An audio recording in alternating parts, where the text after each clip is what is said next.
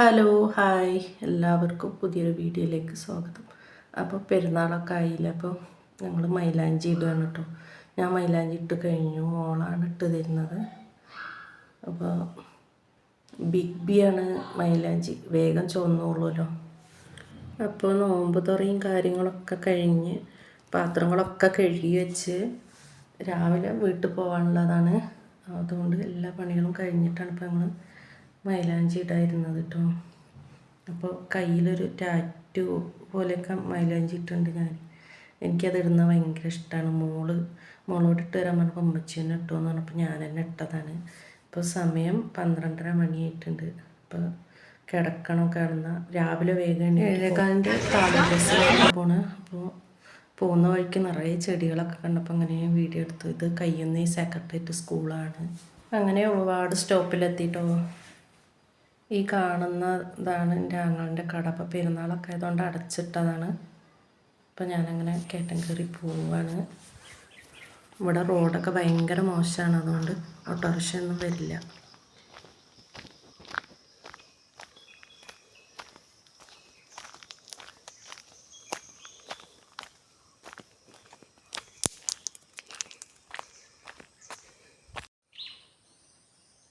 അപ്പോൾ പോകുന്ന വഴിക്കൊരു കനകാംബരപ്പൂവൊക്കെ കണ്ടപ്പോൾ അങ്ങനെ വീഡിയോ എടുത്തതാണ്. വീടെത്തി.